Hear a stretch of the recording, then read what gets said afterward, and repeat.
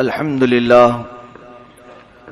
لله وكفى وسلام على عباده الذين اصطفى أما بعد فأعوذ بالله من الشيطان الرجيم بسم الله الرحمن الرحيم حاميم والكتاب المبين إنا أنزلناه في ليلة مباركة إنا كنا منذرين فيها يفرق كل أمر حكيم امرا من عندنا انا كنا مرسلین صدق اللہ مولانا العظیم۔ بارگاہ رسالت مآب صلی اللہ علیہ وسلم میں درود پاک کا ہدیہ پیش کریں۔ اللہم صلی علی سیدنا و مولانا محمد معدن الجود والکرم منبع العلم والعلم والحکم والہ الکرام وابنہ الکریم وبارک وسلم صلاة دائمة سرمدا ابدا۔ عزیزان گرامی وقار، رب ذوالجلال کا احسان عظیم کہ آج کی شب میں اس نے اپنے اس مقدس گھر میں ہمیں جمع فرمایا، اور آپ ان خوش نصیبوں میں سے ہیں جن کو مولا نے اپنے گھر کا مہمان بنایا۔ ورنہ رات جاگنے کو بہت سارے لوگ رات جاگتے ہیں، لیکن اس رب ذوالجلال کے گھر میں جاگنا یہ سب کے بس کی بات نہیں۔ رب تبارک و تعالی جس پر فضل کرے، جس پر رحم فرمائے، اور جس کے لیے اپنے گھر کے دروازے کھلے رکھے، وہی اندر بیٹھ سکتا ہے اور وہی اندر آ بھی سکتا ہے۔ اور ایک بات یاد رکھیں کہ اس قدیر و جبار خدا کے گھر میں آپ بیٹھے ہیں، جب تک مولا نہ چاہے دنیا کی کوئی طاقت آپ کو مسجد سے باہر بھی نہیں کر سکتی۔ میرا رب کریم جب تک چاہے گا آپ مسجد میں بیٹھے رہیں گے انشاءاللہ العزیز۔ آج کی شب عبادتوں کے سلسلے میں جیسے مشہور ہے، معروف ہے، ہم عبادت بھی کریں گے، دعا بھی کریں گے، اور خاص طور پر میں بہت زیادہ طویل بیان کرنے کی کوشش نہیں کروں گا۔ آپ حضرات کو عبادتوں کے لیے میں فارغ کرنا چاہوں گا، لیکن شروع میں جن چیزوں کی ضرورت ہے توجہ سے سن لیں۔ پہلی بات تو یہ ہے کہ لوگوں کو شب برات کے معنی نہیں معلوم، یا اگر معلوم ہے تو اس میں کئی لوگ سوال جواب، اعتراض جواب، بلکہ بہت سارے بیچارے آج ہمارے محلوں میں واٹس ایپ کے مناظر بھی موجود ہیں۔ مناظرے، بڑے بڑے مناظرے ہو جاتے ہیں واٹس ایپ کے اندر یا فیس بک کے اندر۔ ایسا لگتا ہے کہ سارے علم کا خزانہ انہی کے پاس آیا ہوا ہے، دو چار کتابوں کا منہ بھی نہیں دیکھا، اور اس کی صحت، روایت، سند کے بارے میں بات چیت کرتے ہیں۔ سب سے پہلی بات میں گزارش یہ کرنا چاہوں گا، علامہ اقبال نے بہت اچھے انداز میں کہا تھا، وہ اندھیرا ہی بھلا تھا کہ قدم راہ پہ تھے۔ وہ اندھیرا ہی بھلا تھا کہ قدم راہ پہ تھے، روشنی لائی ہے منزل سے بہت دور ہمیں۔ کبھی کبھار ہم اس اندھیرے کو یاد کرتے ہیں جب موبائل نہیں تھا، یا پھر سوشل نیٹ ورک کی اتنی تمام خرافات نہیں تھی۔ اگر آ بھی گئی ہیں تو کوئی حرج نہیں، لیکن اس کا اللہ ہمیں صحیح استعمال کی توفیق عطا کرے۔ ورنہ اکثر کو دیکھا گیا ہے کہ اس میں ایسا ڈوبتے چلے جا رہے ہیں کہ انہیں کئی لوگوں کو میں نے گمراہ ہوتے ہوئے بھی دیکھا، بھٹکتے ہوئے بھی دیکھا۔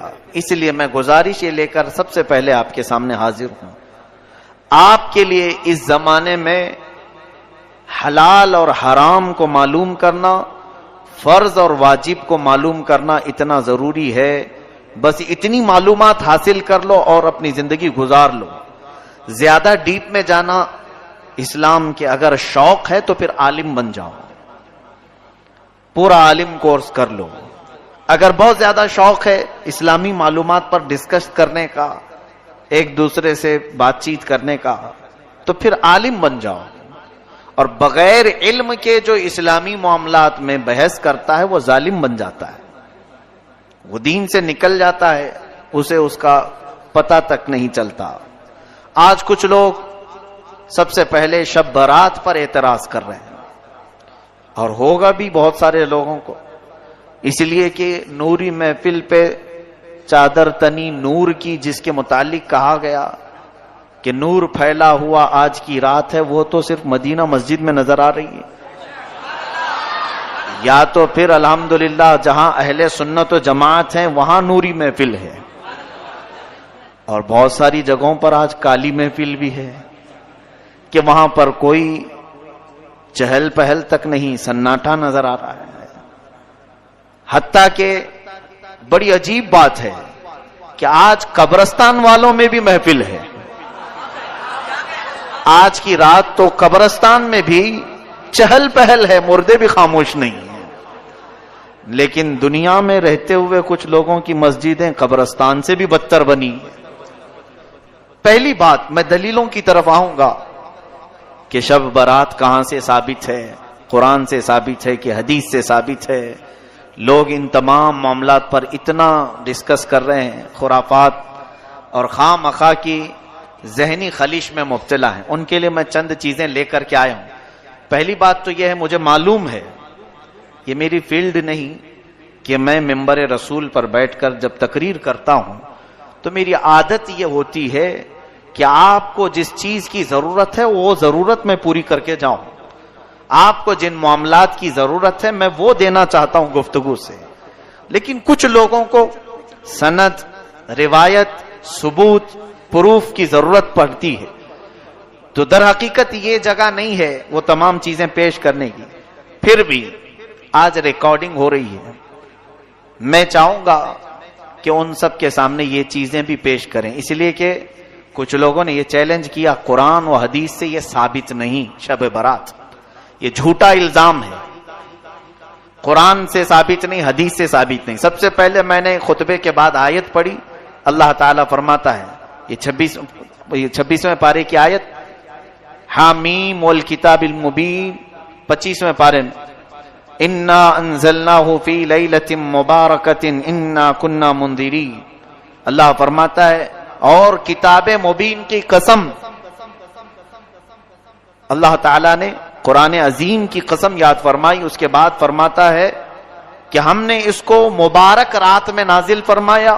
اس کے متعلق دو قول ہیں، مفسرین فرماتے ہیں لیلۃ مبارکہ جو قرآن میں لفظ آیا ہے اس سے مراد شب قدر بھی ہے، اور بعض مفسرین فرماتے ہیں اس سے مراد شب برات بھی ہے، کیونکہ آگے کی آیت میں رب تعالیٰ فرماتا ہے فیہا یفرق کل امر حکیم، اس رات میں ہر حکمت والے معاملے کی تقسیم ہوتی ہے۔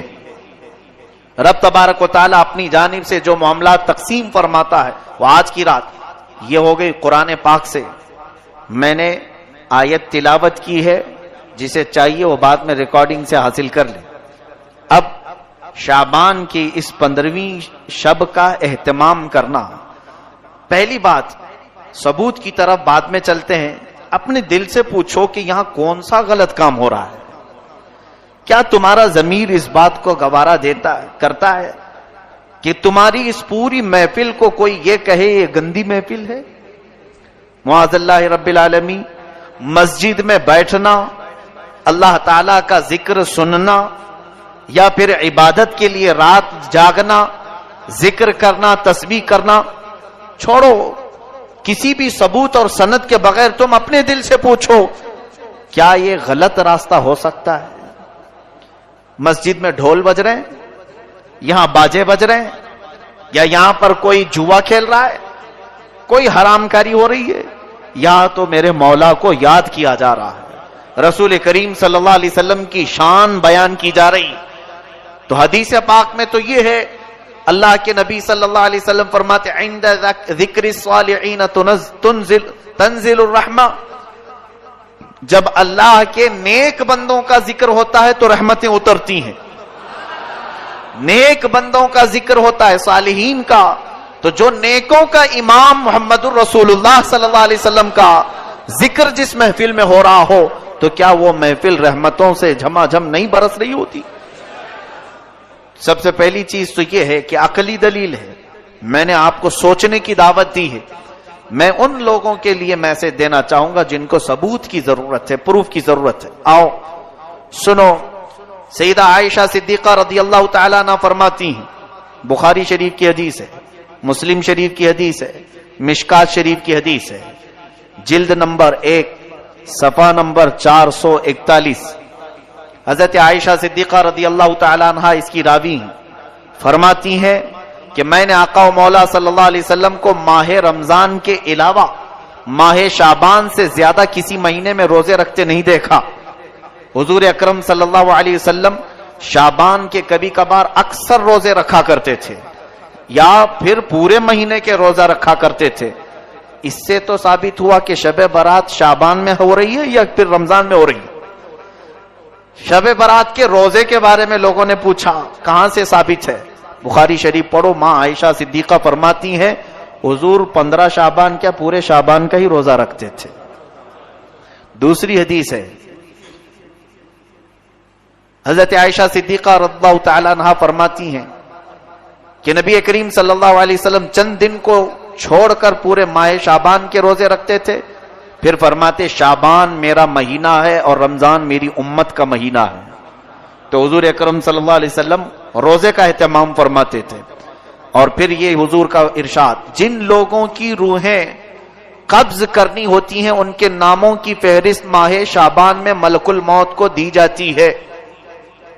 حدیث پاک یہ بھی اللہ کے حبیب صلی اللہ علیہ وسلم فرماتے ہیں, یہ بھی بخاری شریف اور مسلم شریف کی حدیث میں تلاوت کر رہا ہوں, آپ کے سامنے ترجمہ میں پڑھ رہا ہوں. اس لیے مجھے یہ بات پسند ہے کہ میرا نام اس وقت فہرست میں لکھا جائے جبکہ میں روزے کی حالت میں ہوں. نبی کونین صلی اللہ علیہ وسلم فرماتے ہیں 15ویں شب کو, یعنی جو شب آج یہاں بیٹھے آپ, سال بھر جتنے مرنے والے ہیں ان کے ناموں کی فہرست ملک الموت کو دی جاتی ہے. اگلے سال تک اتنے لوگوں کی روحیں تمہیں قبض کرنا ہے.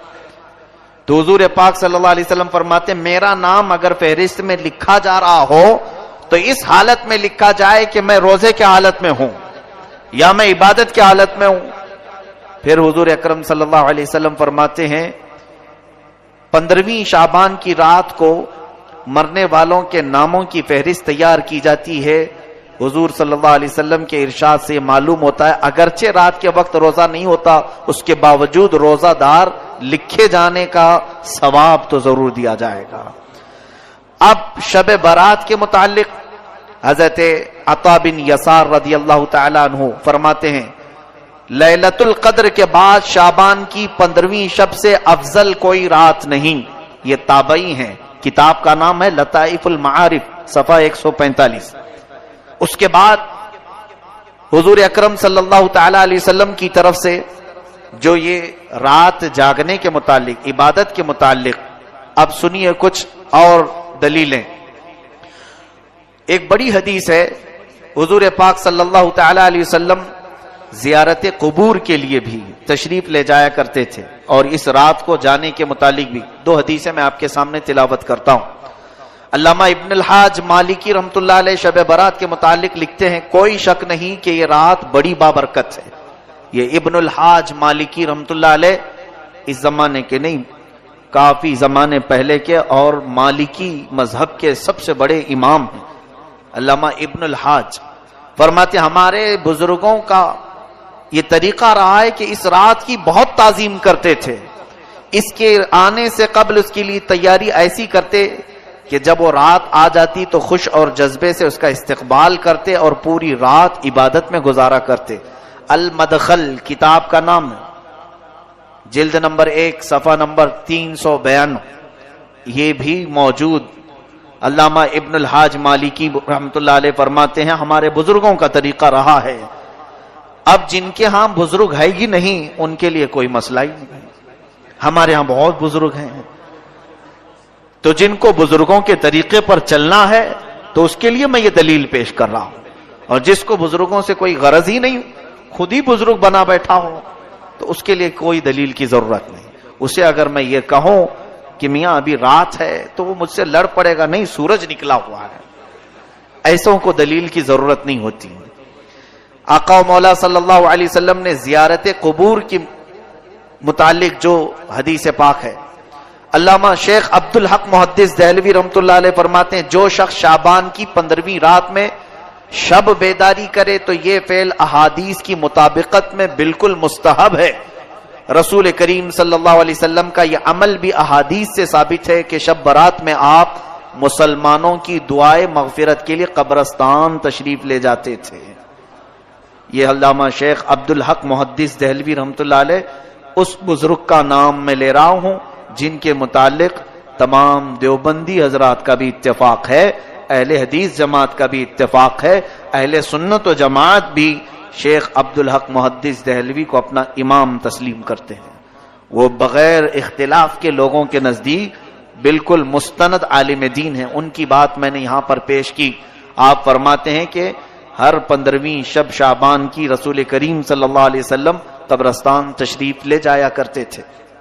اس کے علاوہ غوث پاک کی لکھی ہوئی کتاب ہے، سرکار شیخ عبد القادر جیلانی رضی اللہ تعالی۔ ہمارے لیے اتنی دلیل بہت بڑی ہے، بلکہ ہمارے لیے تو بس اتنی بات ہے کہ محلے کا امام کہہ دے تو بھی ہم چل پڑتے ہیں،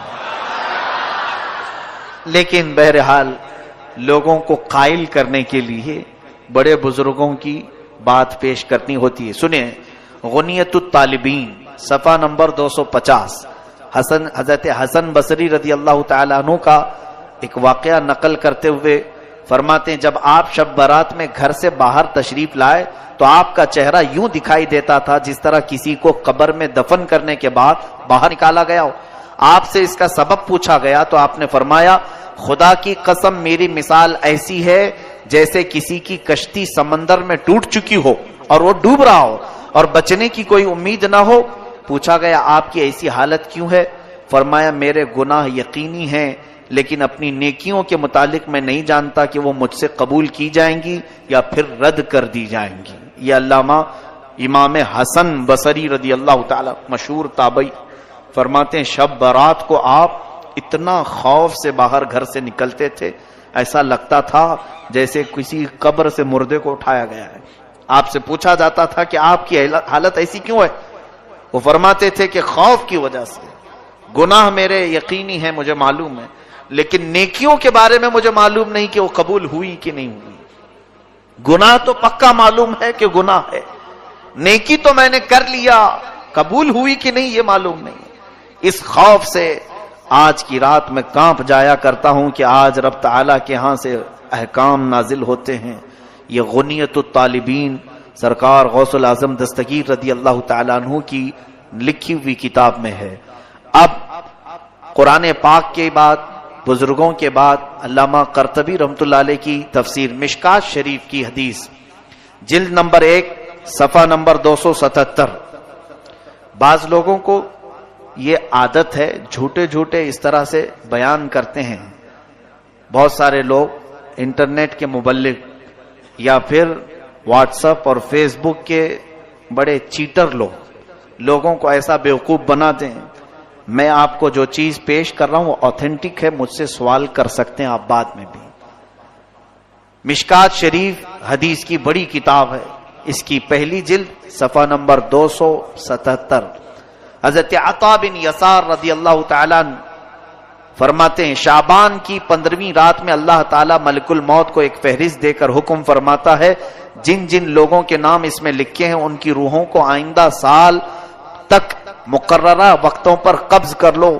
تو اس شب میں لوگوں کے حالات یہ ہوتے ہیں کہ کوئی باغیچے میں درخت لگانے کی فکر کر رہا ہے، کوئی شادی کی تیاریوں میں مصروف ہوتا ہے، کوئی کوٹھی بنگلہ بنوا رہا ہوتا ہے، حالانکہ ان کے نام مردوں کی فہرست میں لکھے جا چکے ہوتے ہیں۔ یہ حدیث کا ترجمہ میں نے پڑھا ہے، مشکات شریف کی حدیث۔ اس کے بعد مصنف عبد الرزاق، یہ بھی کتاب حدیث کی ہے، جلد نمبر 4 صفحہ نمبر 317، یہ حدیث کی کتاب ہے۔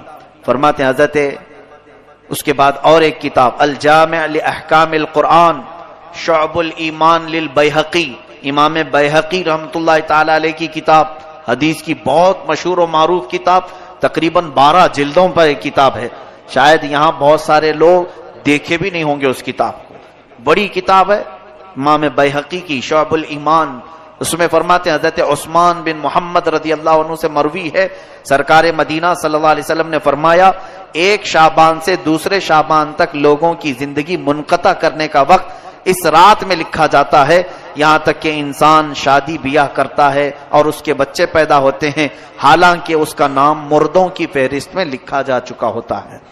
شعبان کے متعلق اتنی حدیثیں ہیں کہ بیان کروں تو ابھی صبح ہو جائے۔ ابھی سنیں اور تھوڑی بات، یہ مغفرت کی رات ہے۔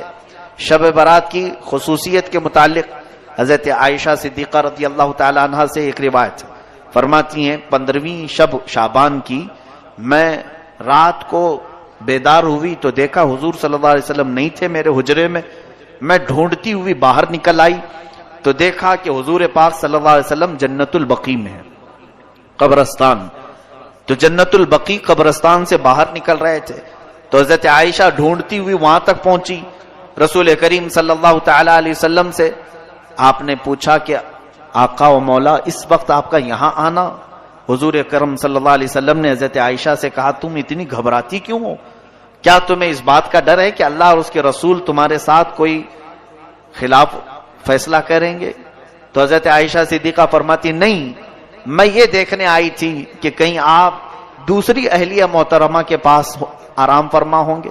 حضور اکرم صلی اللہ علیہ وسلم فرماتے ہیں، سنیے جو حدیث کا اصل بیان کرنا ہے مجھے، فرماتے ہیں بے شک اللہ تعالی شعبان کی 15ویں شب، یہ الفاظ پر توجہ دیں، یہ حدیث پورے بیان کا خلاصہ ہے، لب لباب مغز یہی ہے۔ حضور اکرم صلی اللہ علیہ وسلم فرماتے ہیں بے شک اللہ تعالی شعبان کی 15ویں شب آسمان دنیا پر نزول فرماتا ہے۔ کئی آسمان ہیں، 7 آسمان ہیں، دنیا کا جو آسمان ہے وہ پہلا آسمان ہے۔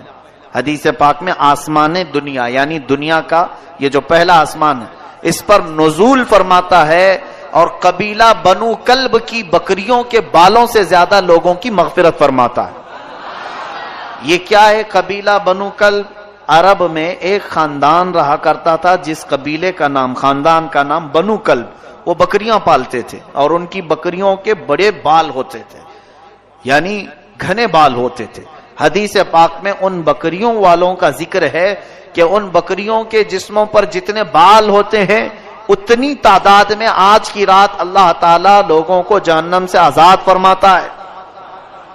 اب یہ حدیث کہاں کہاں ہے یہ سن کر کے ان تک پہنچا دیں تو خالص بات ختم ہو جائے گی۔ ترمذی شریف صحاح ستہ کی حدیث ہے، صحاح ستہ جو مشہور کتابیں ہیں 6 جس کو سارے لوگ تسلیم کرتے ہیں، بخاری شریف، مسلم شریف، ترمذی شریف، نسائی شریف، ابن ماجہ شریف، ابو داؤد شریف، یہ 6 کتابیں حدیث کی مشہور و معروف ہیں۔ اس میں سے کتاب سے میں حوالہ، ثبوت، پروف آپ کے سامنے پیش کر رہا ہوں۔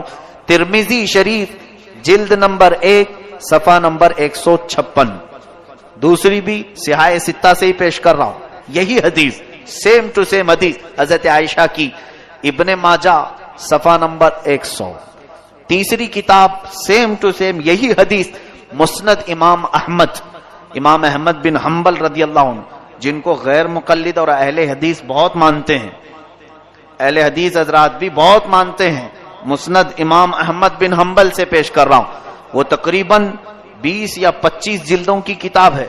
حضرت امام احمد بن حنبل نے یہی حدیث حضرت عائشہ کی اپنی کتاب میں حدیث کے طور پر لکھا ہے، اس کا حوالہ بھی یاد رکھیں، مسند احمد بن حنبل جلد نمبر 6 صفحہ نمبر 238۔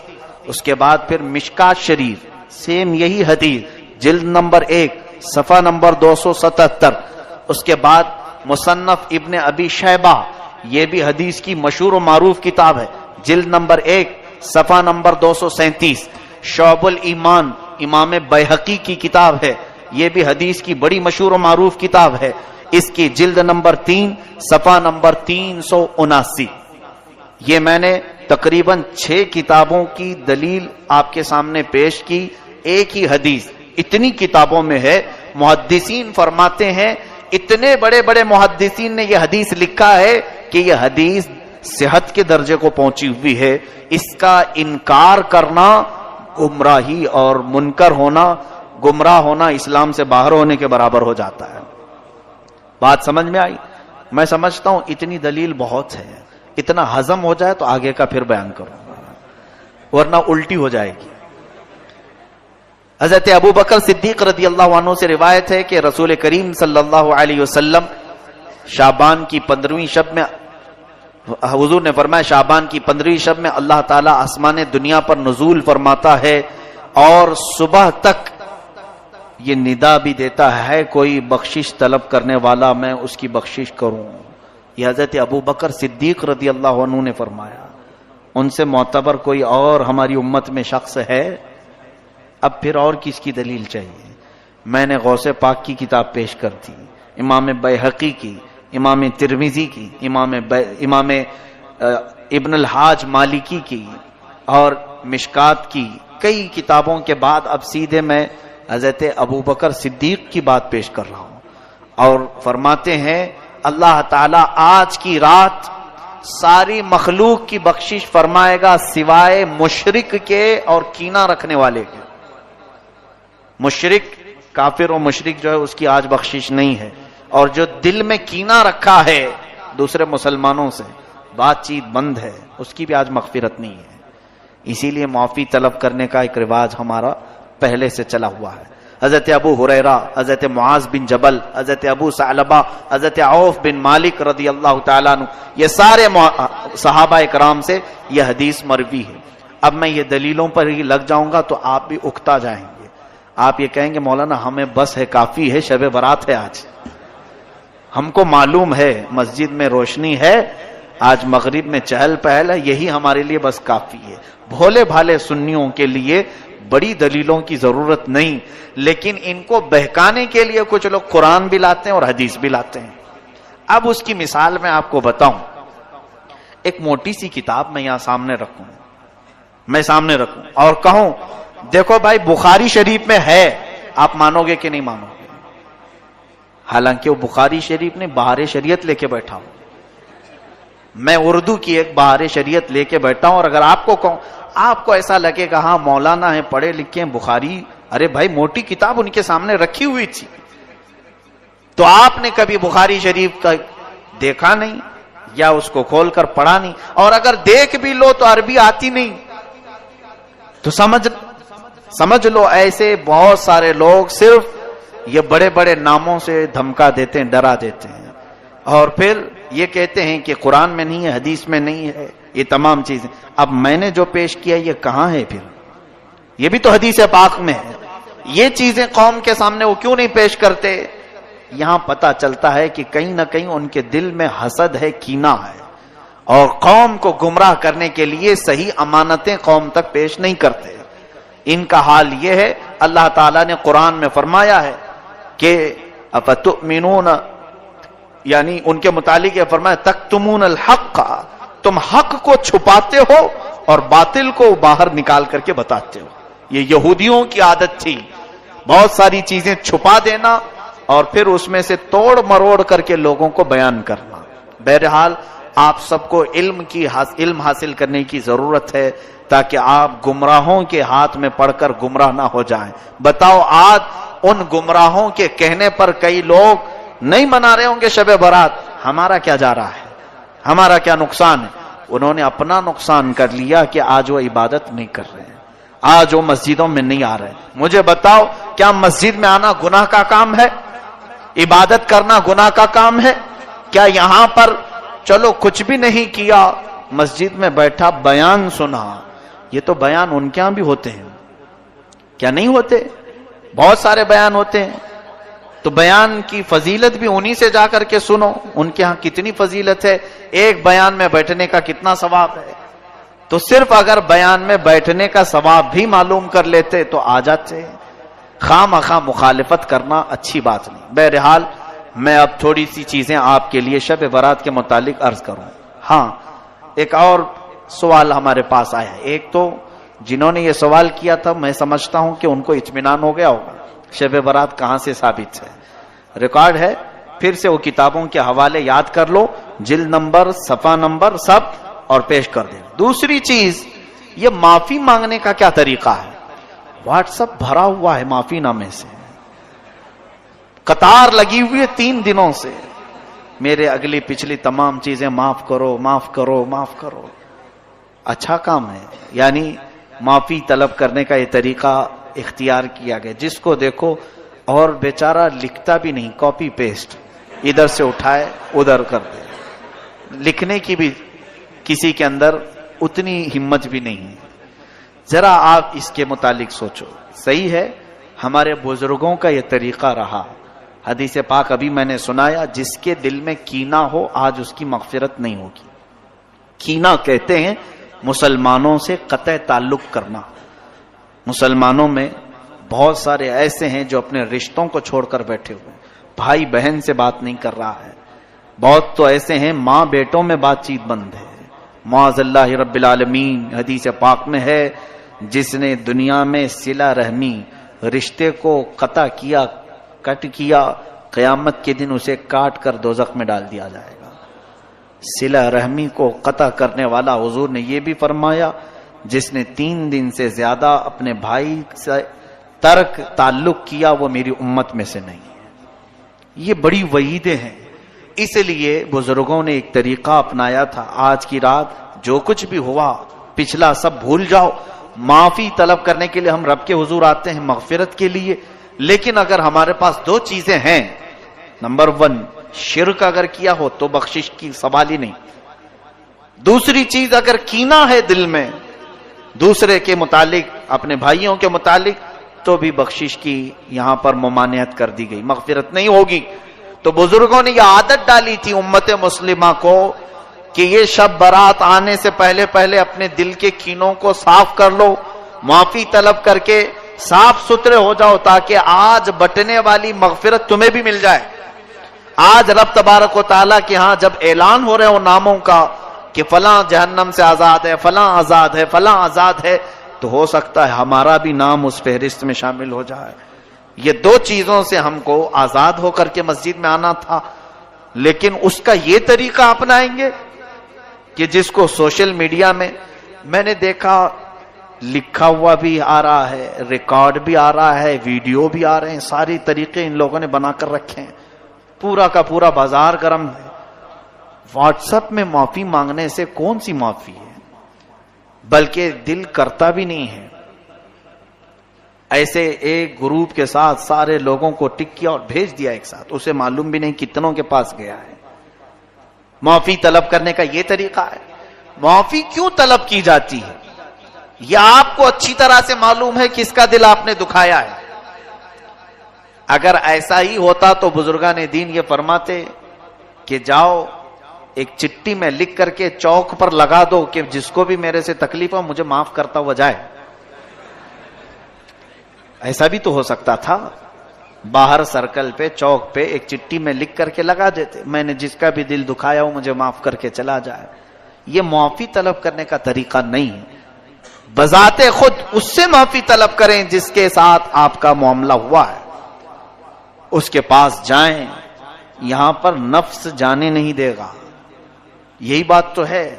میں آپ کو بتاؤں، جتنی جلدی آپ یہ معافی نامہ بھیجیں کسی کو کہ مجھے معاف کر دیں، اسی جگہ پر ایک دوسرا سولوشن میں آپ کو بتاؤں، یہی فون تمہارے ہاتھ میں واٹس ایپ کے ذریعے سے استعمال کر رہے ہو اور فلاں کو بھیج رہے ہو مجھے معاف کر دینا، وہیں اگر تم اس کے نمبر پر کال کر کے بات کر لیتے اسے کہ آج شب برات آنے والی ہے مجھے تھوڑا معاف کر دو، پچھلے کئی باتیں تمہارے سے سخت ہو گئی، اس کے لیے دل نہیں مانے گا۔ بات چیت کر لیتے، تمہارا دل نہیں مانے گا، چھوڑو بھیج دیتے ہیں، دیکھے تو ٹھیک ہے نہیں تو کوئی بات نہیں۔ یہ جو ہے نفس نے تمہیں اس طرح سے کرنے کی عادت ڈالی۔ نفس امارہ یہ نہیں چاہتا ہے کہ کسی کے سامنے جھک جائیں ہم۔ معافی طلب کرنے میں نفس کی شرمندگی ہے، اور رب تبارک و تعالی یہی چاہتا ہے کہ تم اپنے نفس کو جھکاؤ۔ اپنے نفس کو جب تک تم نہیں جھکاؤ گے تو معافی کی کوئی امید ہی نہیں۔ یاد رکھنا قیامت کے دن یہی حقوق العباد تمہیں جہنم میں لے کے چلے جائیں گے۔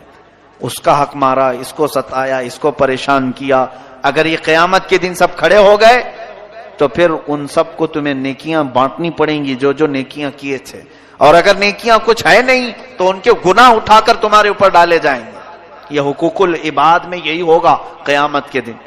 اس لیے اگر معافی مانگنے کا شوق ہے، بلکہ مانگنا چاہیے بھی، اس طرح سے نہیں، جاؤ ملاقات کرو۔ اگر ملاقات کرنا پاسبل نہیں، ممکن نہیں، تو فون پہ بات کر سکتے ہیں آپ، ان سے فون پہ بات کریں اور معاملات طے کریں کہ آپ دل سے مجھے معاف کریں اور مجھ سے جو ہو سکا میں آپ کو معاف کرتا ہوں۔ یہ تمام چیزیں اچھی چیزوں میں سے ہیں، آپ اس کی عادت ڈالیں۔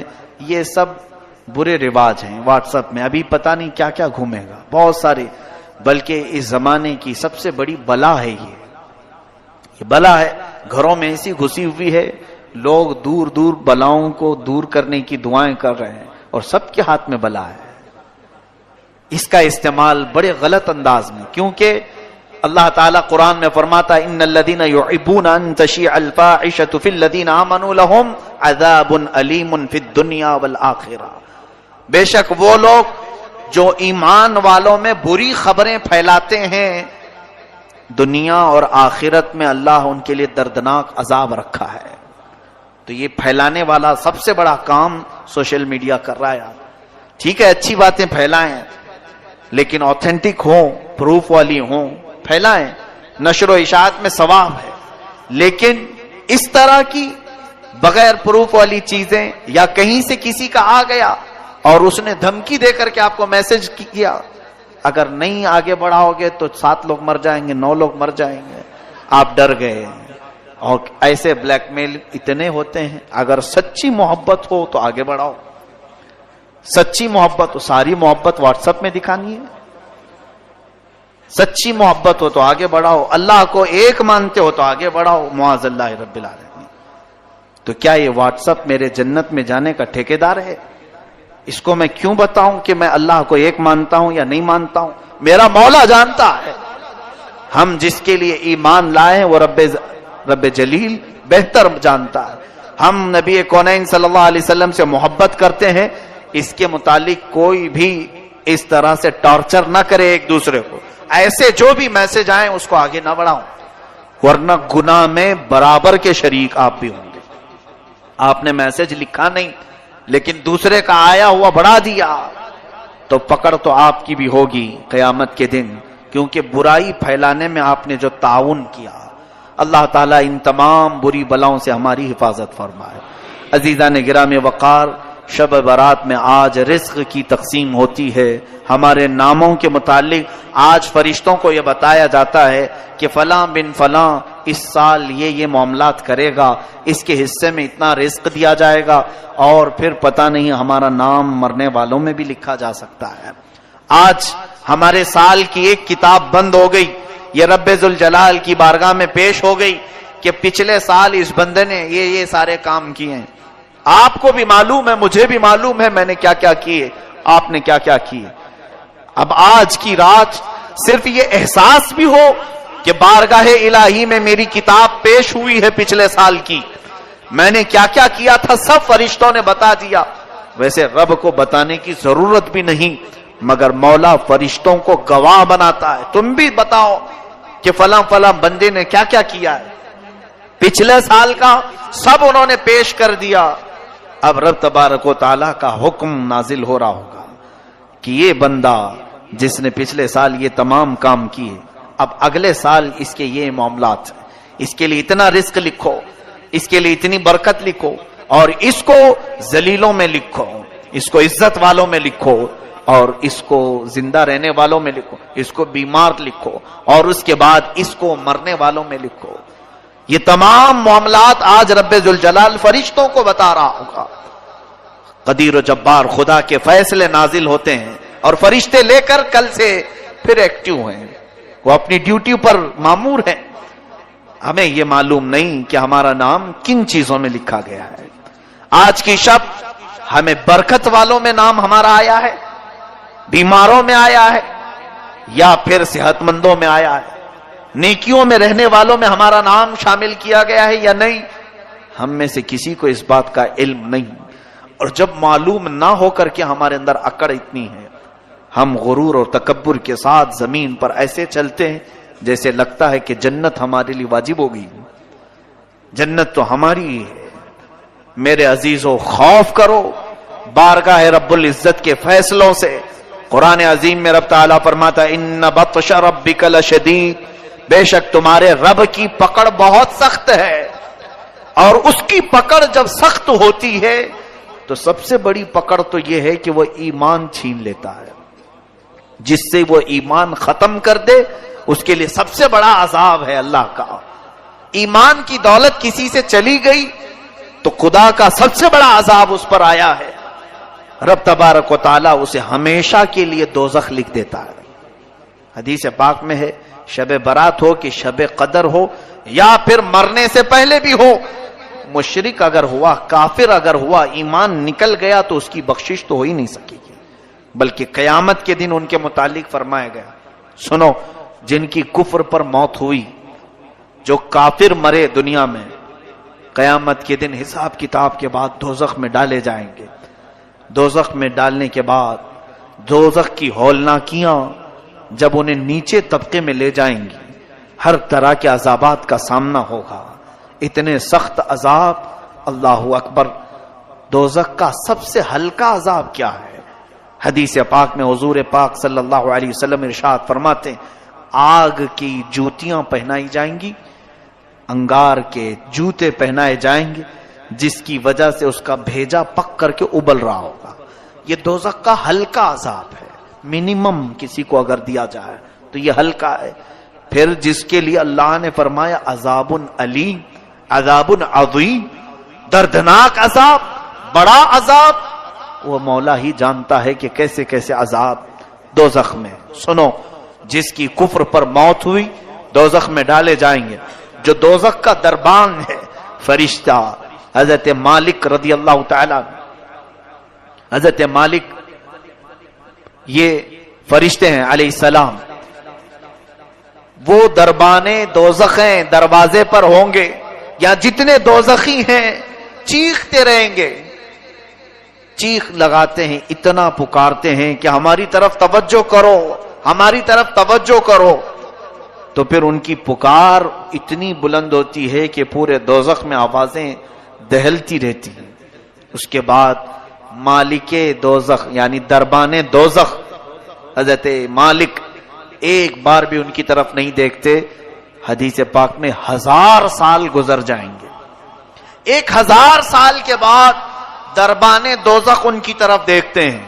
کیا بات ہے، کیوں چلا رہے ہو تم لوگ؟ 1000 سال کے بعد تب اہل دوزخ کہتے ہیں اے مالک، اے دربان دوزخ، ہم رب ذوالجلال سے بات کرنا چاہتے ہیں، ہمارے معاملے میں کچھ سفارش کرو.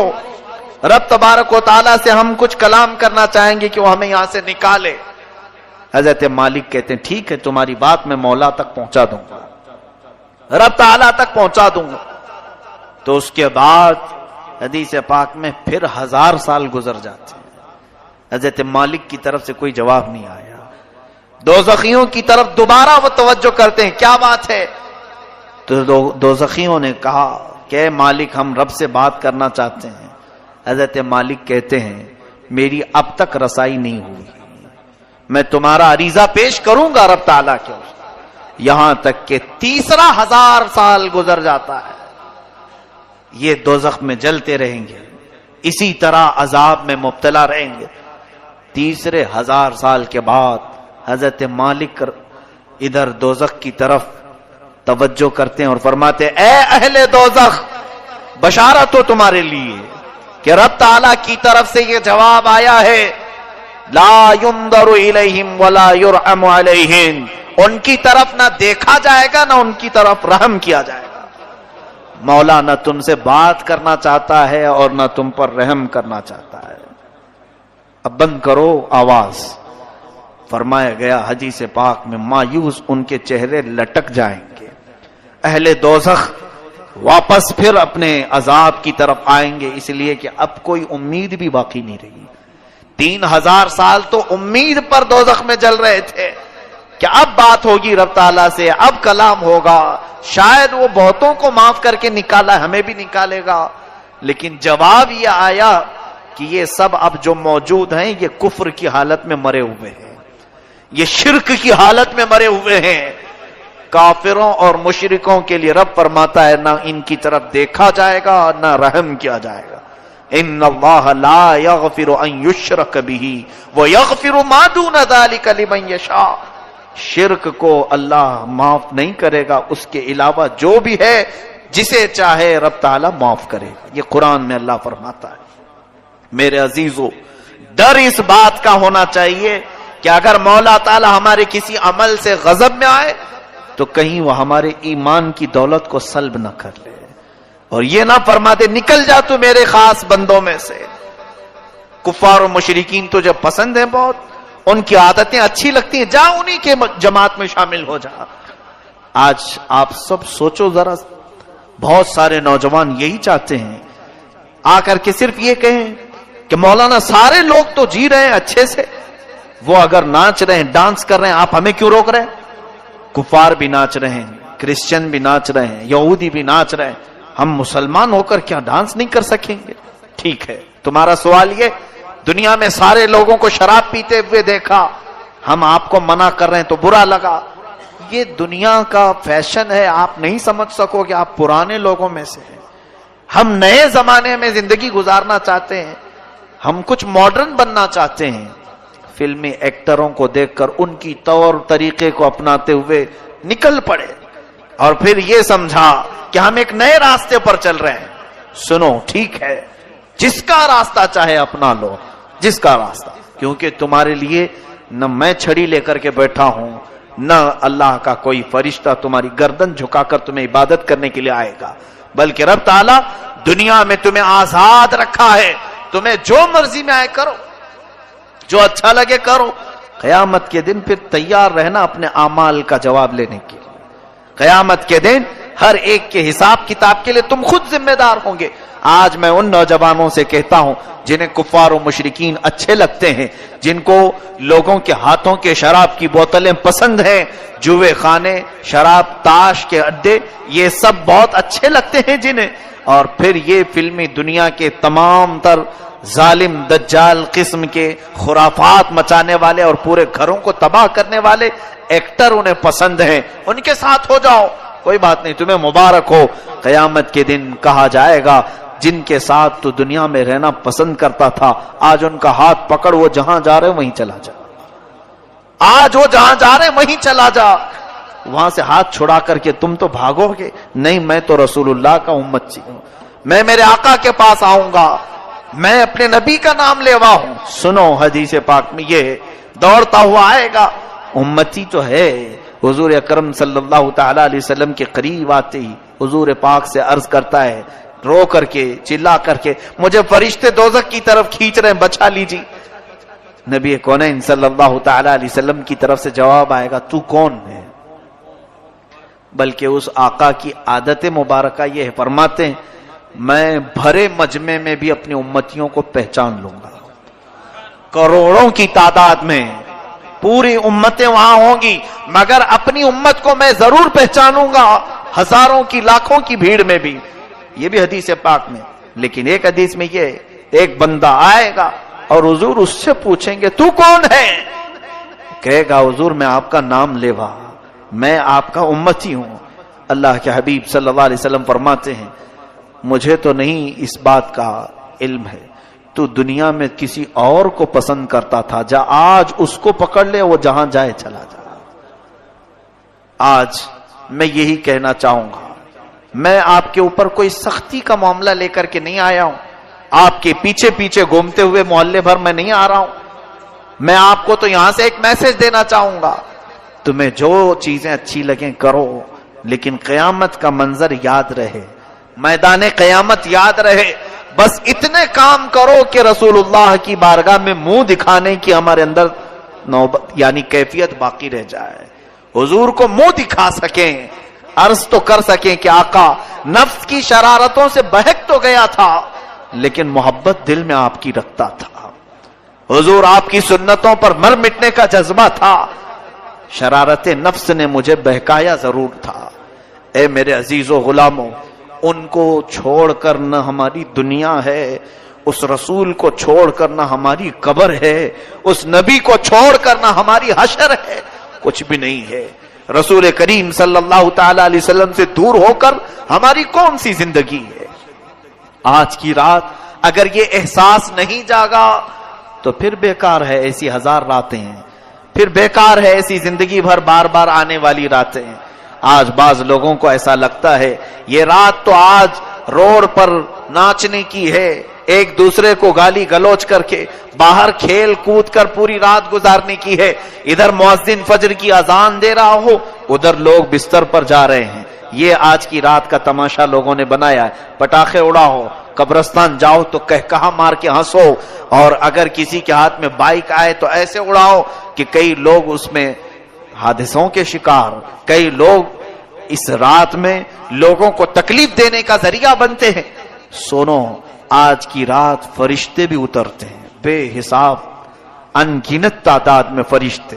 تم جس وقت اس طرح سے اڑا رہے ہو سکتا ہے ہم سے تمہیں ڈر نہیں لگتا، اللہ کے وہ ملائکہ تمہارے ہر کام کی گواہ بنیں گے۔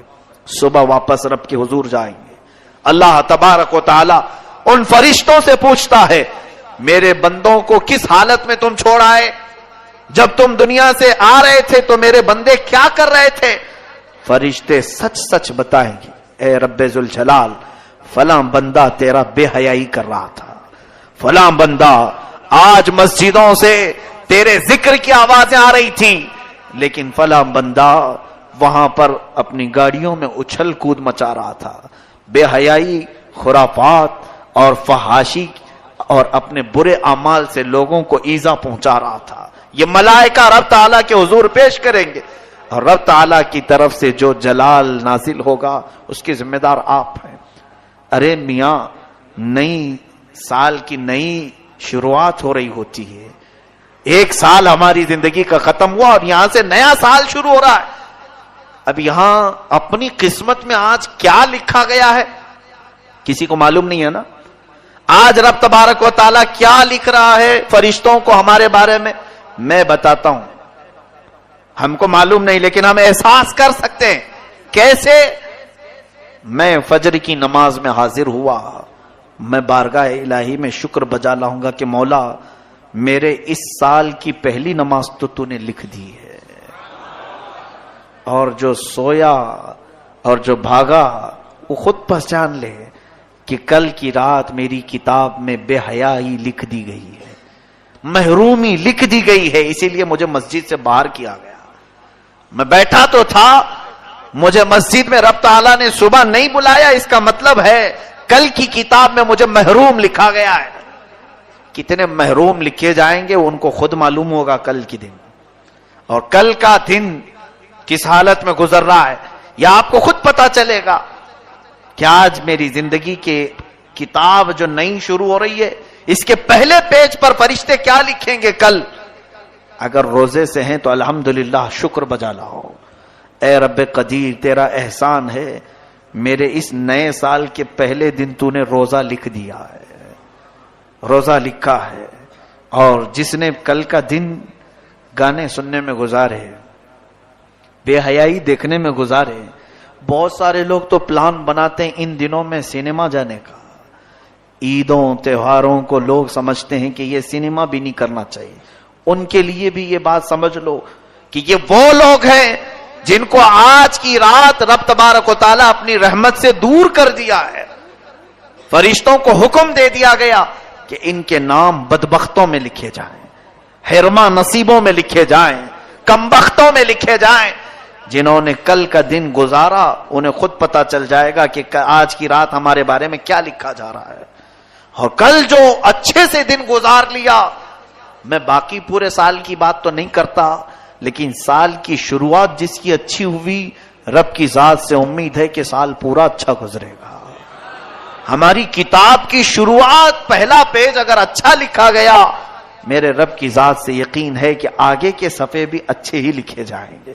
اور جس کا پہلا پنہ بگڑ گیا ہے، ہوتا اسی یہ ہے، کتاب میرے سامنے لا کر پیش کر دی گئی، ایک بھری کتاب کھولا میں نے، اس کے پہلے پیج پر گالیاں لکھی گئی، بند کر دیا، یہ کون بدبخت مجھے کتاب دے دیا، کس چیز کی ہے، میں آگے کیوں پلٹوں، پہلے پیج پر اتنی غلاظت لکھی ہے۔ اے رب قدیر کے حضور مغفرت طلب کرنے والوں، آج رب تبارک و تعالیٰ سے اتنی طلب کر لو کہ ہماری نئی کتاب کا پہلا پنہ نیکیوں سے بھر جائے، نیکیوں سے بھر جائے۔ اس کے لیے آپ کو عملی میدان میں بھی آنے کی ضرورت ہے۔ یہ رہی بات ہمیں خوف کی، احساس کی۔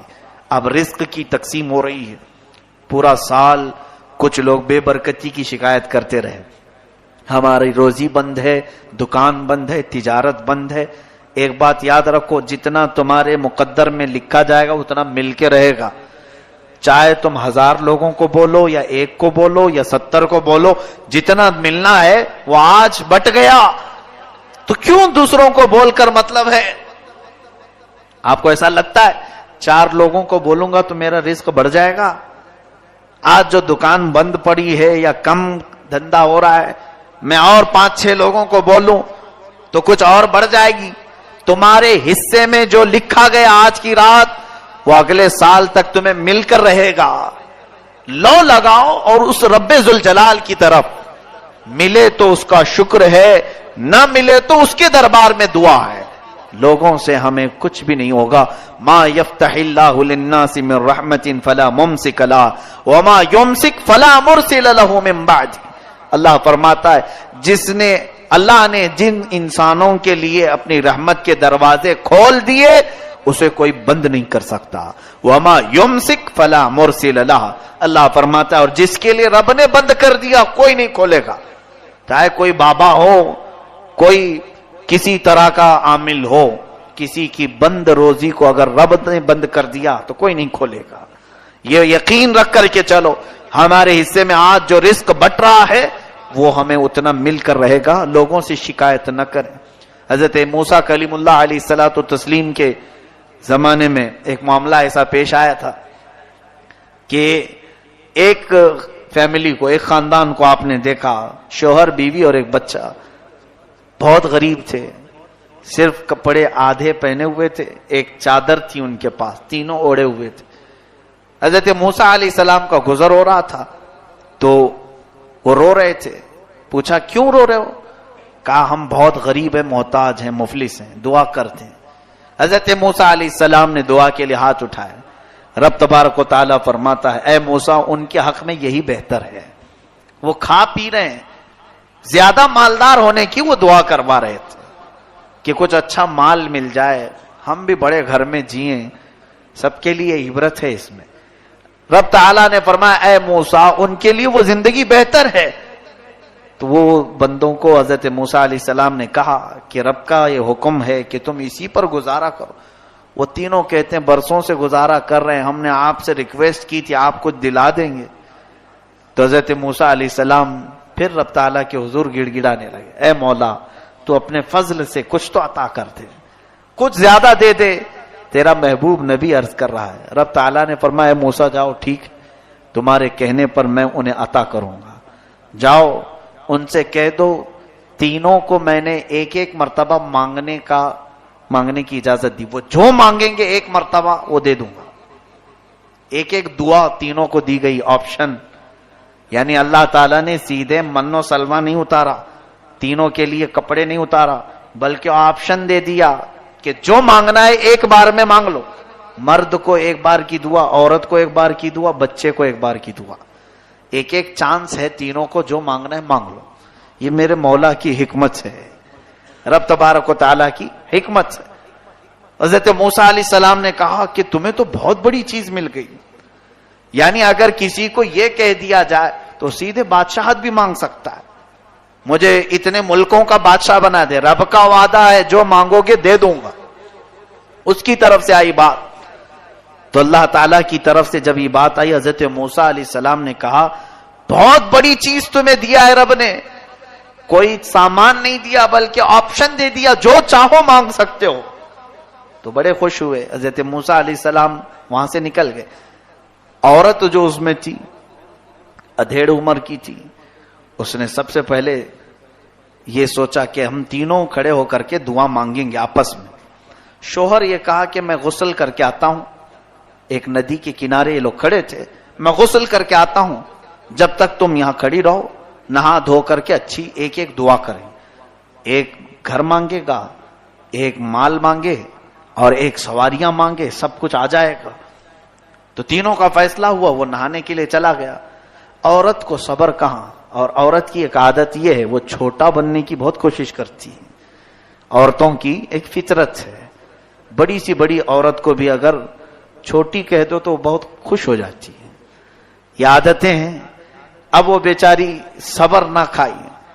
اسی وقت اس کے پاس جو ایک آپشن تھا, اس نے کہا بیٹا اور اس کا باپ مل کر کے جو مانگنا ہے مانگ لیں گے, میں اپنا آپشن مانگ ہی لیتی ہوں. اے اللہ مجھے ایک حسین و جمیل چھوٹی عمر کی لڑکی بنا دے. دعا قبول ہو گئی. وہ بہت حسین و جمیل بن گئی, خوبصورت اتنی شہزادی, نوجوان, اور چہرہ چمک رہا تھا. اس کی خواہش پوری ہو گئی. بے صبراپن ہوتا ہے جب مل جائے تو مانگ لیا اس نے. اتفاق ایسا کہ ایک بادشاہ کا شہزادہ شکار پر ادھر آیا ہوا تھا. واپسی پر اس نے دیکھا بہت حسین و جمیل دوشیزہ ہمارے اس احاطے میں آئی کہاں سے.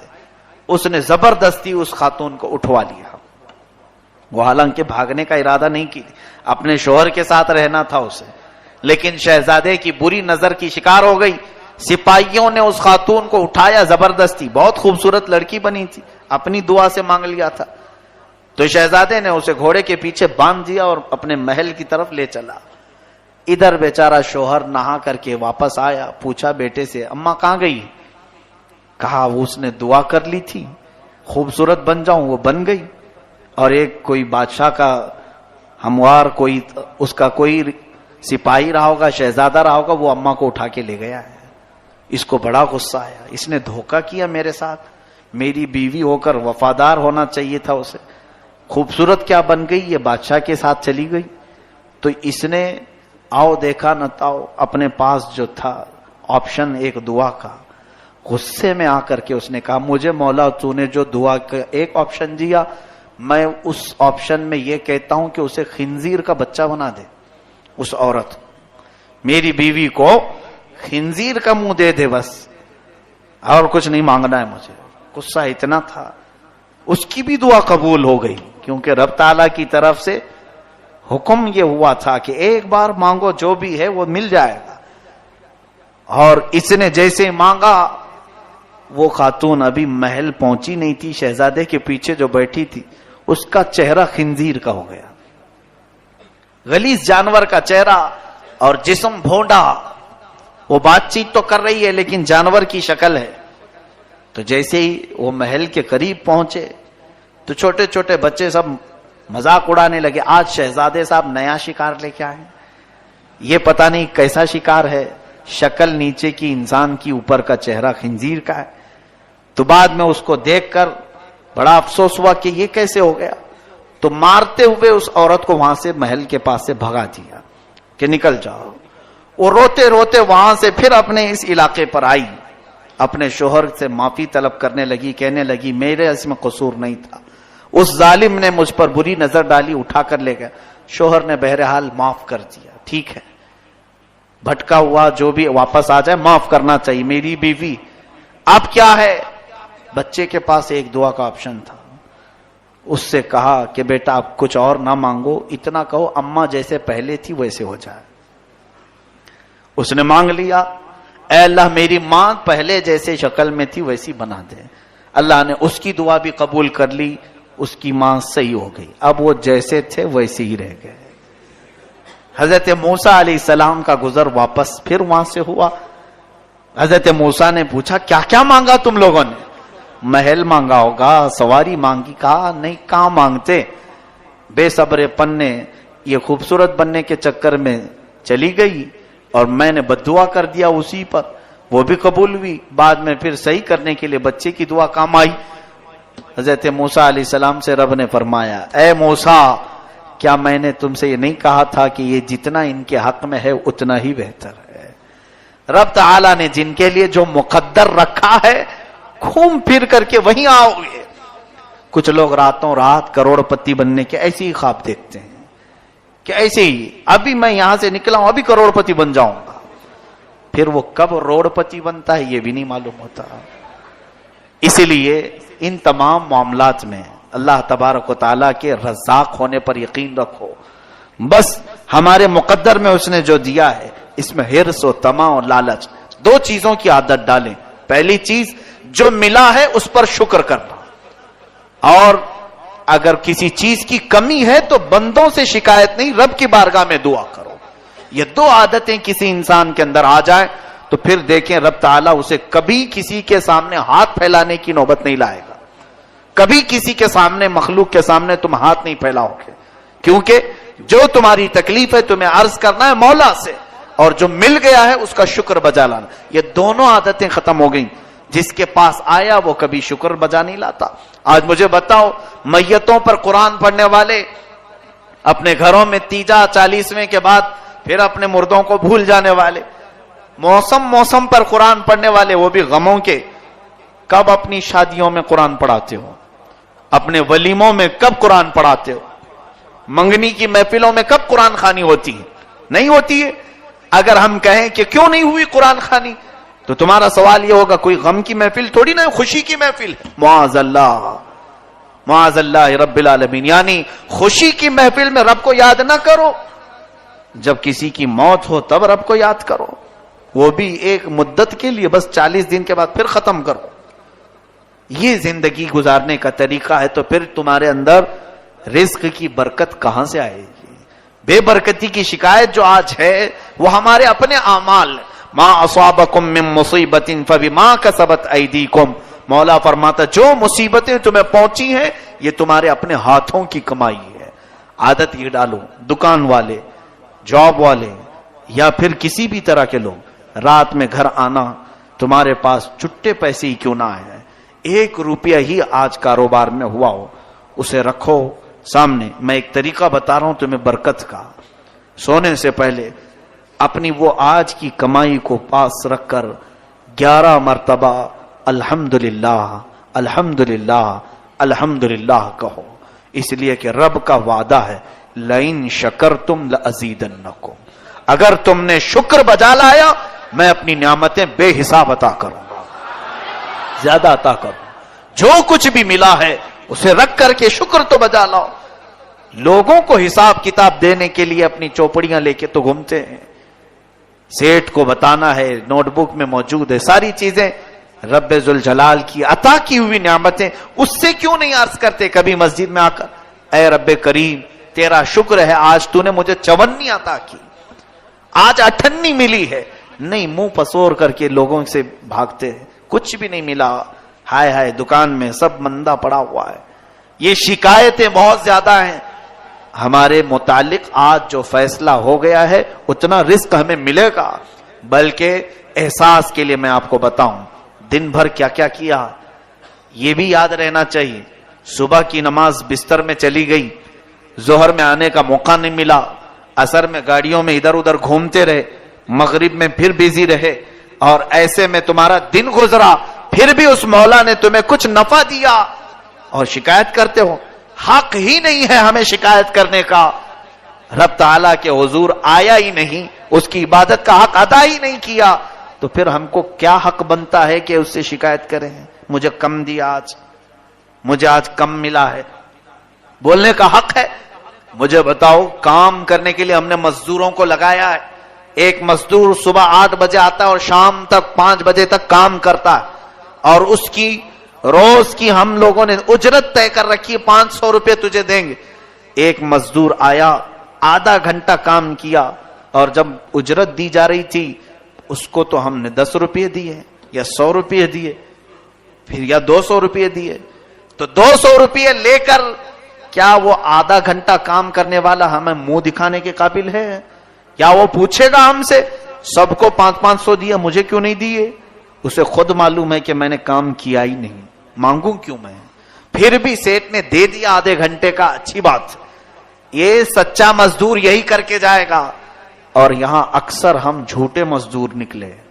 ہم نے رب تبارک و تعالیٰ کی عبادت کی ہی نہیں، پھر بھی وہ کھلایا پلایا اور بہترین زندگی دی، پھر بھی ہم اس سے پوچھتے ہیں کہ مجھے کم کیوں ملا، مجھے کم کیوں دیا جا رہا ہے؟ اگر رب تعالیٰ کی طرف سے یہ جواب آتا ہے بندے تو نے میری عبادت کہاں کی، جن مزدوروں کو میں نے عطا کیا ہے، بعض اولیاء وہ ہیں جنہوں نے نہ رات دیکھی نہ دن دیکھا، مولا کے حضور آ جاتے تھے تو ایسے ایسے مشائخ ہیں، اللہ اکبر۔ لکھنؤ میں ایک بزرگ حضرت مخدوم محمد شاہ مینا رضی اللہ تعالیٰ دیوار پر بیٹھ کر نماز پڑھتے تھے، دیوار پر، کھلی دیوار بہت اونچی، اس پر ایک ہی آدمی کھڑا ہو سکتا ہے، بیٹھ سکتا ہے، اس پر نماز پڑھتے تھے۔ کیوں جانتے ہیں آپ؟ رات بھر نماز کے لیے بیٹھتے تھے اور کبھی اونگ آتی تو نیچے گر جاتے تھے۔ کہتے ہیں کہ میری غفلت کی یہی سزا ہونی چاہیے کہ میں دیوار سے گر جاؤں، اس مولا سے میں ایک پلک جھپک کر کے غفلت میں آؤں۔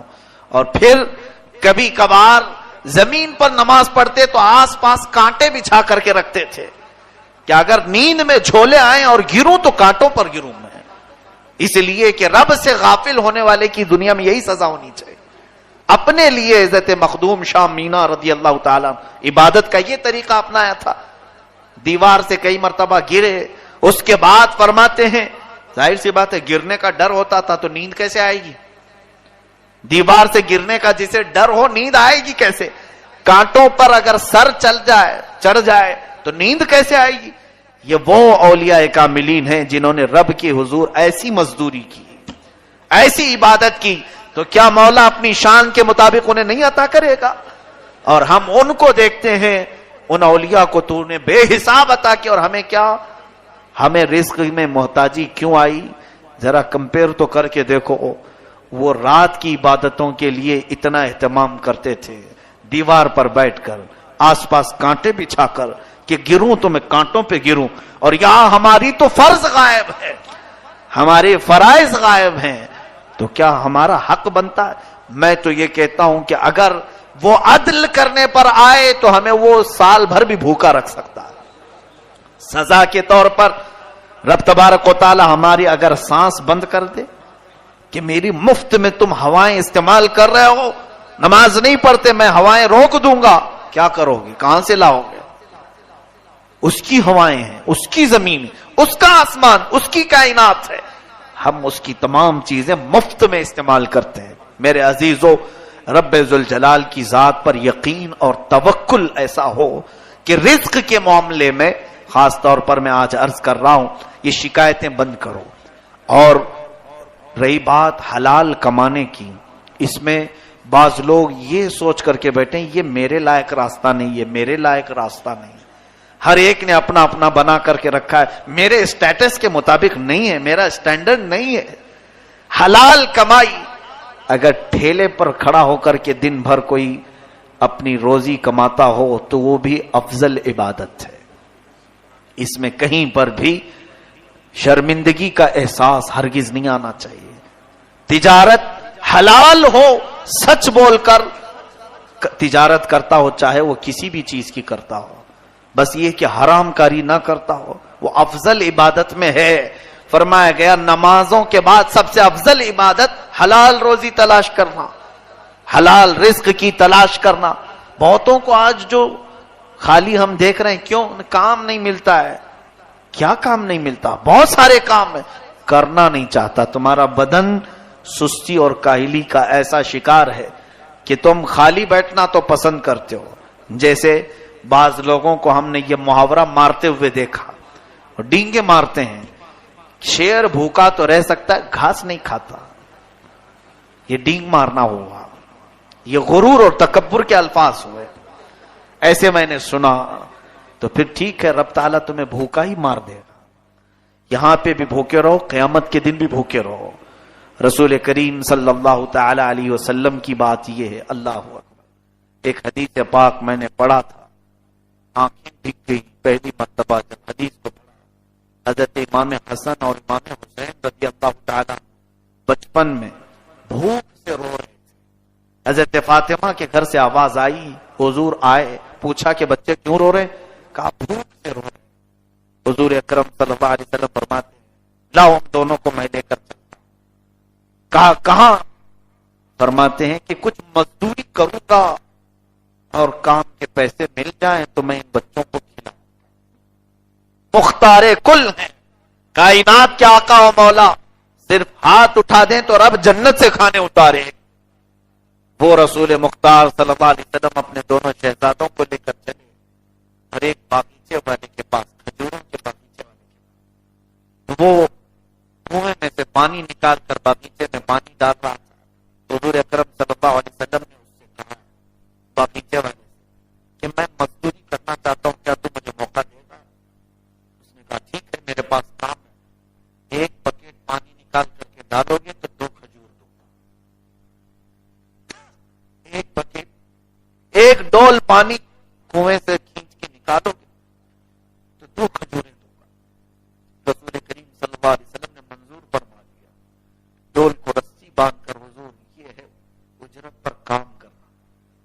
حضور نے ڈول کو کنویں میں پھینکا اور نکالا اور ایک گھڑا پانی، ایک مٹکا پانی باغیچے میں بہایا. اس نے 2 کھجوریں لائی، 2 یا 4 کھجوریں دی. دوسرا ڈالا، پھر 4 کھجوریں دی. امام حسن کو کھلایا، امام حسین کو کھلایا. فرماتے ہیں شہزادے بیٹے یہ حلال کی کمائی ہے، یہ حلال کی کمائی ہے، کھاؤ.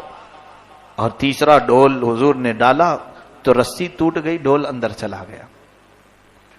تو وہ دیہاتی باغیچے کا مالک جو تھا وہ غصے میں آیا اور اس نے حضور کے چہرے پر مار دیا. میرے آقا صلی اللہ علیہ وسلم نے جواب میں کچھ نہیں کہا. فرمایا کہ مجھے اندازہ نہیں تھا رسی ٹوٹ کر گر گئی. حضور اکرم صلی اللہ علیہ وسلم نے اس سے کہا، اس نے ہاتھ اٹھایا نبی کونین صلی اللہ علیہ وسلم پر. یہ نبی کونین صلی اللہ علیہ وسلم نے پوری امت کو درس دیا. تم بیٹھ کر کے کھانا چاہتے ہو، اپنے گھر میں عیاشی کر کے کھانا چاہتے ہو، اور دونوں عالم کا مالک و مختار رسول ڈول کو کنویں میں ڈال کر اس کی بھی کمائی کھانے کو پسند فرمائے. حضور اکرم صلی اللہ علیہ وسلم پر جب اس نے ہاتھ لگایا، نبی کونین صلی اللہ علیہ وسلم نے جواب میں کچھ نہیں کہا. دونوں شہزادوں کو اٹھائے، 6 کھجوریں لے کر اپنے گھر واپس آئے. یہ مزدوری ہے. جب واپس آئے تو حدیث پاک پوری پڑھو، سنو. اس دیہاتی کو اچانک کچھ ایسی بات محسوس ہونے لگی. چہرے کی چمک ہی بتاتی تھی کہ کوئی عام آدمی نہیں ہے. حضور کے جانے کے بعد لوگوں کی چہل پہل شروع ہوئی. اس نے سن تو رکھا تھا کہ نبی کونین صلی اللہ علیہ وسلم مدینے میں دیکھا نہیں تھا کبھی.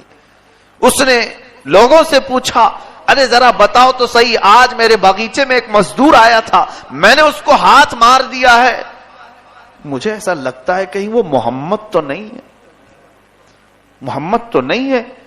لوگوں سے پوچھا، لوگوں نے پوچھا بتا تو صحیح کیسے دکھتے تھے وہ؟ اس نے کہا بڑی بڑی آنکھیں ہیں، زلفیں گھنی ہیں، چہرے پر چاند کی جیسی چمک ہے، جسم میں خوشبو آ رہی تھی. عام مزدور میں ایسا ہوتا نہیں. کپڑے پر پیوند تو تھے لیکن چمک پیدا ہو رہی تھی. تو لوگوں نے کہا ہاں ہاں کوئی اور نہیں، تیرے باغیچے میں محمد ہی آئے تھے. رسول پاک صلی اللہ علیہ وسلم کی بات سنا تو اب وہ دیہاتی جو باغیچے کا مالک تھا بے اختیار رونے لگا. ہائے افسوس مجھ سے کیا ہو گیا، کیا ہو گیا. وہ ایمان والا نہیں تھا. پہلی بات یہ سن، یہ قلیوبی نے لکھا ہے اس حدیث کو پورا. وہ شام کے وقت رسول کریم صلی اللہ علیہ وسلم کے دربار میں حاضر ہوا. حضرت ابو بکر صدیق سے پوچھا محمد کہاں رہتے ہیں؟ وہ لے کر حجرے کے پاس آئے. اس کے ہاتھ چادر میں لپٹا ہوا خون میں تر تھا. اللہ کے نبی صلی اللہ علیہ وسلم کا دروازہ کھٹکھٹایا. حضور باہر آئے. آتے ہی اس نے پہچانا اور کہا کہ آج آپ میرے باغیچے میں آئے تھے، بتایا کیوں نہیں کہ آپ محمد تھے؟ حضور پاک صلی اللہ علیہ وسلم فرماتے ہیں کس لیے بتاؤں، میں تو حلال کمائی کے لیے آیا تھا، میں تو حلال مزدوری کے لیے آیا تھا، میں کس لیے بتاؤں؟ اچھا اب یہ تو بتا یہ تیرے ہاتھ پر خون کیسا؟ تو اس نے چادر ہٹا کر کے دکھائی. کہا کہ میں نے اس ہاتھ کو کاٹ دیا ہے، اب یہ ہاتھ مجھے چاہیے ہی نہیں جو محمد پر اٹھا تھا. وہ محبت کرنے والے لوگوں میں سے تھے. اس نے اپنے ہاتھ کو جڑ سے کاٹ دیا تھا اور لے کر کے حضور کے پاس آیا تھا. کہا کیا میرے اس گناہ کی مغفرت ہو سکتی ہے؟ اللہ کے نبی صلی اللہ علیہ وسلم نے اس کا ہاتھ اٹھایا, اس کے مونڈھے پر لگایا, اپنا لعاب پاک لگایا, فرماتے ہیں جیسا تھا ویسا ہو گیا. کہا جا ایمان لا, اللہ تیری مغفرت فرمائے گا. یہ میرے آقا کے کردار تمہارے سامنے رکھتا ہوں. رسول مختار صلی اللہ علیہ وسلم رزق کے لیے آج ہمارے نوجوانوں میں جو یہ سستی اور کاہلی آئی, میاں بعض لوگ حقارت سے دیکھتے ہیں کچھ لوگوں کو, روزی کمانے والوں کو. ٹھیلے پر کھڑا ہونے والا کوئی حقیر آدمی ہرگز حقارت سے مت دیکھو. بہت سارے صحابہ ایسے ہیں جو چٹائی بن کر کے اپنی روزی کماتے تھے, لوہے کو دن بھر مار کر آگ پہ تپا کر وہ اپنی روزی روٹی کمایا کرتے تھے. کئی صحابہ ایسے ہیں. چاہے آج ہمارے پاس کسی کو بھی حقارت سے نہ دیکھو, خواہ یہاں پر رکشہ چلاتا ہو, وہ حلال کمائی میں مصروف ہے. اگر وہ جھوٹ بول کر نہیں کرتا, صحیح طریقے سے اگر وہ چاہے وہ رکشہ ہی چلا رہا ہو, وہ حلال کمائی میں مصروف ہے. میں انہیں سلام پیش کرتا ہوں کہ الحمدللہ وہ عبادت میں مصروف ہے. اگر اس کی یہ نمازیں بھی صحیح ہو گئی اور وہ حلال کمائی بھی صحیح ہو گئی تو زندگی کا کیا کہنا. تو اس کے لیے اس نے پوری زندگی دین بنا لیا. عزیزان کرام وقار, رزق کے معاملات بڑے طویل ہیں, پھر کبھی عرض کروں گا. خلاصہ کلام یہ ہے, وہ مالک مختار خدا رب ذوالجلال جو چونٹیوں کو ان کے سوراخ میں رزق دیتا ہے, وہ اشرف المخلوقات کو کیا بھوکا چھوڑ دے گا؟ وہ اپنے ان بندوں کو ایسی آوارہ چھوڑ دے گا؟ تمہیں کھلائے گا, رزق ضرور دے گا, لیکن اس کی شکایتیں بندوں سے نہ کرو, دوسروں سے نہ بیان کرو. اپنے معاملات رب ذوالجلال کے حضور عرض کرو. یہاں رب تعالیٰ کے حضور آؤ اور سجدے میں گر کر اس سے جو باتیں کرنی ہے باتیں کرو. اس لیے کہ دنیا کا حال یہ ہے, اگر تم نے کسی کے سامنے جا کر کے کہا میری دکان کا دھندا بہت کم پڑا ہے, کہا اچھا ایسا ہے, سنا تو اس کے بعد تمہارے جاتے ہی 4 لوگوں میں مذاق اڑائے گا, دیکھا بہت ناچتا تھا, اس کی دکان بند ہو گئی, اس کا دھندا ایسا پڑا ہوا ہے. 4 لوگوں میں تمہارے عیب گنائے گا. اس کے ساتھ ایسا ہی ہونا چاہیے تھا. تم نے تو لوگوں کو بول کر کے اپنا ہمدرد نہیں, اپنے خلاف کھڑا کیا. اور ادھر میرے مولا کا حال یہ ہے, رب ذوالجلال کے حضور جب بندہ جھکتا ہے, اپنی باتیں عرض کرتا ہے, رب تعالیٰ فرماتا ہے فرشتوں اس کے تمام عیبوں کو چھپا دو, کوئی اور بندہ مطلع نہ ہونے پائے. اس لیے کہ اس نے جو کچھ مجھے بیان کیا یہ میرے اور میرے بندے کے درمیان راز رہے گا. میں اس کا کوئی عیب دوسرے تک نہیں بیان کروں گا. یہ میرا خالق ہے, یہ میرا مالک ہے, اس کے سامنے عرض کرنے والی باتیں وہ دوسروں تک نہیں بتاتا. اور یہاں بندوں کا حال یہ ہے, کسی کے سامنے بھی بیان کرو تو چاہے وہ کوئی بھی ہو, وہ سب کو بیان کرے گا کہ فلاں کے حالات سنے, وہ مجھے آ کر کے کہہ رہا تھا ایسا ہے ویسا ہے. سب کی عادتیں یہی ہوئی ہیں. اس لیے سب سے بہتر طریقہ یہ ہے خلاق کائنات کے حضور حاضر ہو, رب ذوالجلال کی بارگاہ میں حاضر ہوں. اللہ تعالی ہمیں اس رات کی عبادتیں نصیب فرمائے.